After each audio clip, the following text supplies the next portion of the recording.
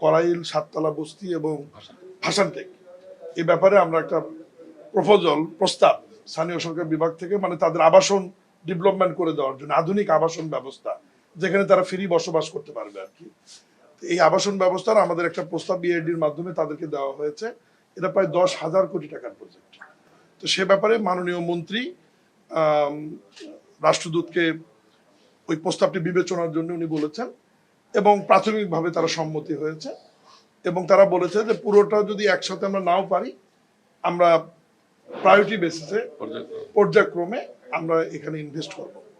আর তিনটা বিষয়ে তারা ইনভেস্টমেন্ট তাদের আছে, এগুলোকে আরো তারা বাড়াতে চায়। যেমন ওয়েস্ট ম্যানেজমেন্টে তাদের তো ইনভেস্ট আছেই, অলরেডি আমাদের উত্তর সিটি কর্পোরেশনের যে ওয়েস্ট টু এনার্জি প্রজেক্টটা তাদের দেশের কোম্পানি করছে, সেখানে সিএমইসি কোম্পানি অলরেডি তারা কার্যক্রম শুরু করেছে এবং আগামী 1.5 বছরের মধ্যে তারা জাতীয় গ্রিডে 42 মেগাওয়াট বিদ্যুৎ জাতীয় গ্রিডে তারা ওখান থেকে দিবেন, মানে ময়লা আবর্জনা থেকে বিদ্যুৎ উৎপাদন করে।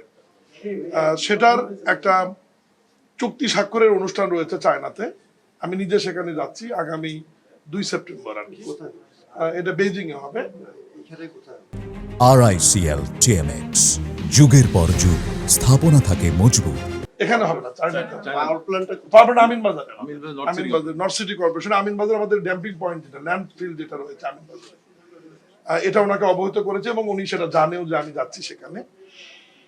সেকেন্ড হচ্ছে আমাদের ওয়াসার যে দাসেরকান্দি যে প্রজেক্ট রয়েছে, যেটা সুয়েজ ট্রিটমেন্ট প্ল্যান্ট, যেটা সেটাতে তারা আরো ইনভেস্ট করতে চায়। পূর্বের ইনভেস্টরও তাদের ছিল, সেটা তো মাত্র 30%, মানে 30 ভাগ কার্যক্রম চালু আছে, 70% এখনো আমরা চালু করতে পারিনি। ওই প্রজেক্টটা পূর্ণাঙ্গ রূপে চালু করবার ব্যাপারে তারা সহযোগিতা করার ব্যাপারে আমাদেরকে আশ্বস্ত করেছে এবং বলেছে বাকি যে অর্থ লাগবে সেটা আমরা ঋণ আকারে হোক, গ্র্যান্ড আকারে হোক, যেভাবে হোক বাকিটা দিয়ে তারা ওটা চালু করছে। এবং অল কালেকশন যেটা বাকি রয়েছে, কারণ ওখানে তো 30% কানেকশন দেওয়া রয়েছে, এখনো আমাদের গুলশান, বাড়িধারা, বনানী অঞ্চল থেকে কিন্তু আমরা সুয়েজ লাইনের কানেকশনটা ওখানে দিতে পারিনি। এটা আমরা সরকারিভাবেও চেষ্টা করছি। আমাদেরও 1,000 কোটি টাকার একটা প্রজেক্ট আমরা অলরেডি প্ল্যানিং কমিশনে জমা দিয়েছি জিওবি থেকে।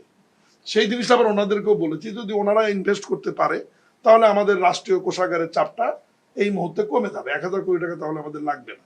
এটা নিয়ে উনি সম্মতি দিয়েছেন যে ঠিক আছে, এটা নিয়ে তাহলে আমরা কাজ করব।